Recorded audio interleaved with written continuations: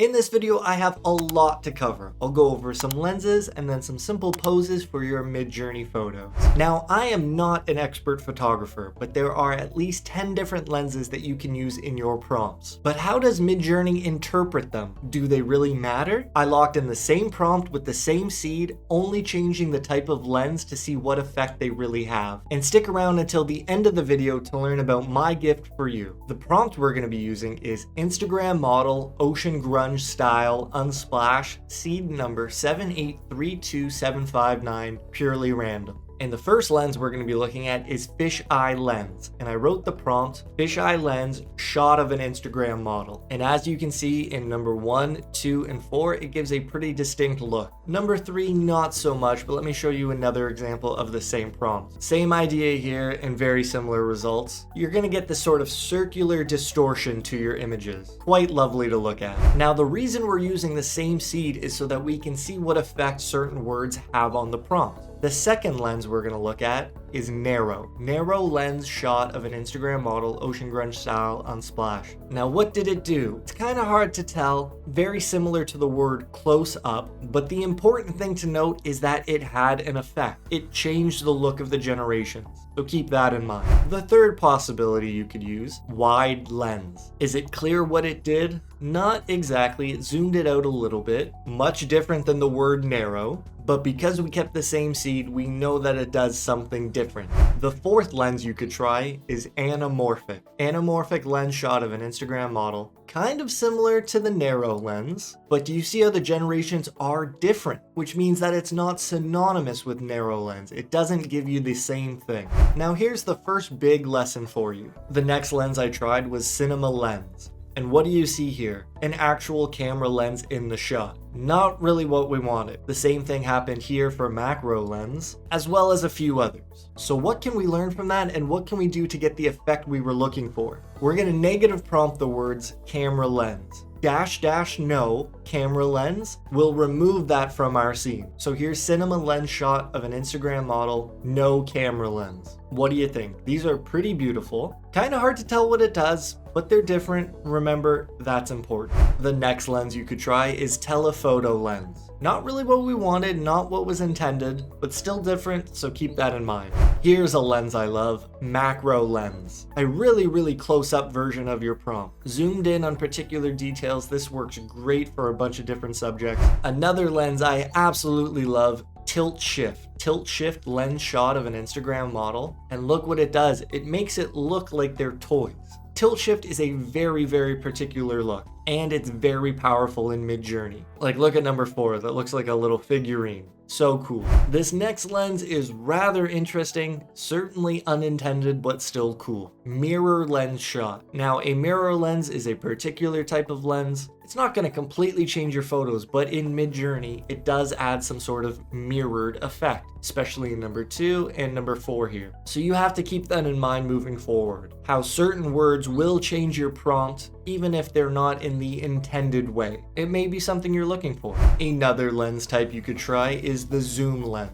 Ideally, it would be even more zoomed in, almost macro-esque, but it's not. Here's what it gives you. Still amazing picture. And the last lens you could try is tight lens. Pretty beautiful, but not precise. Now that you've seen the results, let me summarize them and place them in categories for you. There are 3 different outcomes. The hard to tell but does something, the cool but unintended, and the works as advertised. In the hard to tell category, we have telephoto, anamorphic, cinema lens, zoom lens, and tight lens. Again, these will give you different results, but they aren't precision words to really get what you want. The middle category, cool but unintended, has only 1 entry, and that is the mirror lens. And then in our third category, the works as advertised, where I highly suggest you use these lenses in your prompts. You can get really specific shots with them. We have the macro lens for that zoomed in look. We have the tilt shift lens for that figurine look. We have the fisheye lens for that distortion. And we have the wide angle lens for a fuller view of the scene. I hope that helps you out and gives you some insight on how to affect your prompt. Now, moving away from lenses, what type of camera angles can we use in our prompt? Keep in mind that these will be very basic ways to pose your subject. In a future video, I'll be going over way more advanced ways to do it. And we're using the same seed again to really see see the differences. However, I will make a note that just because a certain camera angle doesn't work on a certain seed does not mean that it won't work on another seed. Now that might muddy your understanding a little bit, but I'm just trying to give you a baseline understanding of how these prompts work. So the first camera angle that you could use is low angle shot. Same prompt, Instagram model, ocean grunge style, unsplash. And the idea of a low angle, of course, is that the camera is going to be lower looking up at a subject. This didn't quite work here, but I know for a fact that it can work in certain situations. So I'm going to categorize this as a cool but unintended effect right now.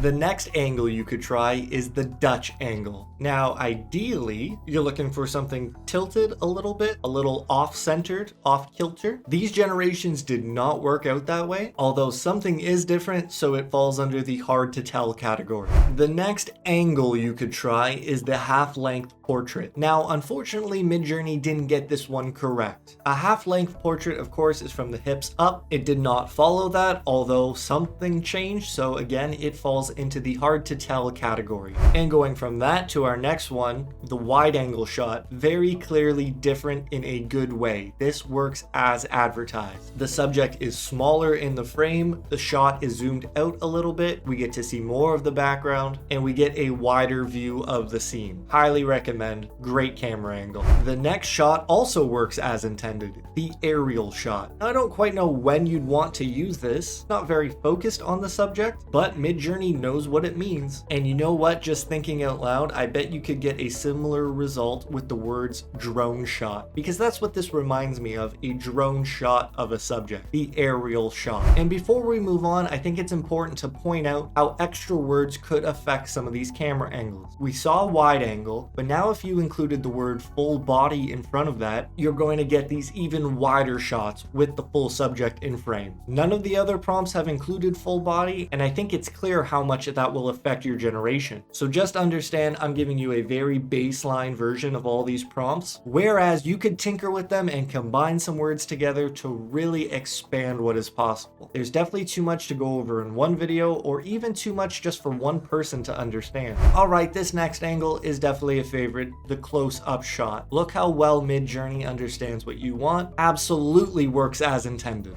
These next two angles I'm going to show you are very similar. I'm going to count them both as working as intended, although they're almost synonymous with each other, and I think it would be up to you to determine which one you wanted to use. And we can really identify that because we kept the same seed number. The first shot is the over-the-shoulder shot. Ideally, this would be at an angle, maybe the subject is turning and facing the camera, but the camera is going to be placed over their shoulder. We definitely see that in number 2, we get that in number 4, and I think we get that in 1 and 3 as well, although here the subject is turning and facing the lens, and I think that's just a small variation of what could happen. The camera angle that is very similar to that is the 3/4 profile shot, which is just sort of an off-centered profile. I think it's very similar to over the shoulder. It's going to get you very similar looks. However, over the shoulder might put the camera more behind a subject, whereas 3/4 profile doesn't necessarily need to do that. But as you can see from the same seed number, you're going to get similar pictures. Both of them work as advertised. This next shot is a lot easier to describe than you might think. We're going with the behind shot. We want the camera angle behind the subject. Even though they might be turning in number 1, 3, and 4, number 2 is exactly what we designed for. And as a hot tip, the behind shot works really well with that full body tip we discussed earlier. Full body behind shot of an Instagram model. Exactly what we wanted. Getting the subject to face away from the camera doesn't seem like it would be easy to explain, but it can be done with those simple words. So I would say that works as intended.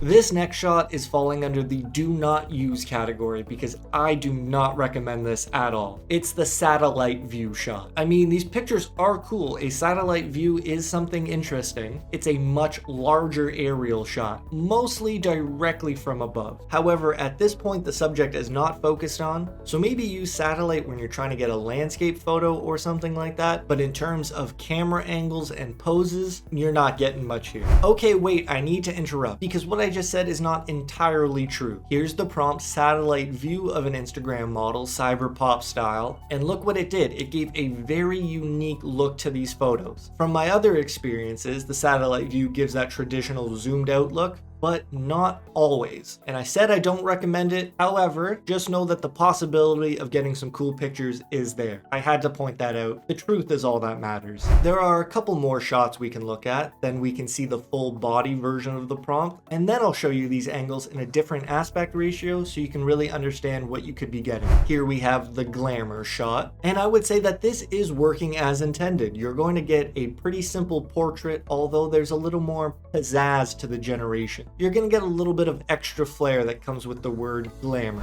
And lastly, and this is a goodie that works as intended, the side profile shot. Look how well this worked. Actually perfect. I'm so impressed. It did a great job. You don't need to make it complicated with a person looking to the side, whatever. Just use the words side profile shot. And I should mention this now, even though it will come in handy in my advanced posing video. If any of your shots aren't working, I would suggest lowering the stylized value. Maybe down to 50, maybe 30, maybe 75. And that's going to make Midjourney follow your prompt more strictly, which might help the right camera angle come into the generation. You could also add in a little chaos too to really see what the prompt can bring. Okay, let's run through some full body variations. Full body low angle shot. I think that worked great in number 3. I think number 1 is hilarious because she's basically buried in the sand. Looks kind of scary. Same thing with number 2. But number 3, the low angle looking up, that's what we wanted. Full body side profile, I think it worked all right. I like number 4, I like number 2, number 1, and number 3. This all worked out well. Like here, I tried the full body side profile, but down at S30. Number 1 didn't work, number 4 didn't work, but 2 and 3 did pretty well. Maybe not full body, but you see the possibilities are there. All right, now we'll try the different aspect ratio, this time 4:5, and we can see what these camera angles bring to the prompt. Wide angle looks amazing. Look at number 3, man. That's so good. Number 2 is pretty cool as well. Here's the close-up shot. Exactly what we wanted. Over the shoulder, look at number 1, look at number 2, look at number 3. Perfect. 3/4 profile shot. I said it was similar to over the shoulder, and perhaps it is in number 4,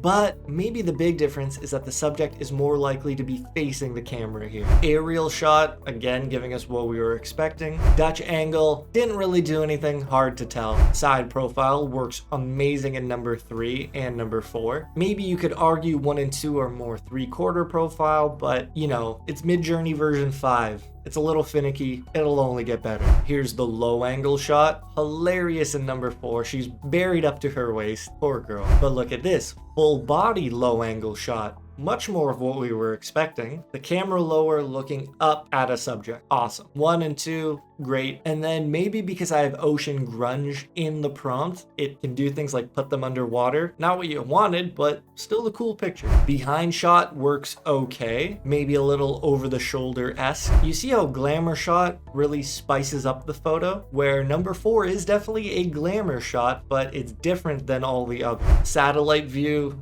again, I don't recommend, but it might work out for you. Maybe you'd want to try it. Half-length portrait does not work. All right, that's the end of the lesson on simple posing and camera lenses. There will be an advanced posing video coming up soon where you can really tinker with the subject. However, I wanted to remind you that there is a free PDF in the description. I transferred all of this knowledge into a free PDF for you to download and keep by your side for future reference. And it will include the permutated prompt that I used to develop all of these generations. So you could try it out yourself without having to write 10 different prompts. You can just write the one. And I think that's everything. I hope you're doing well. Take care, and I'll see you next time.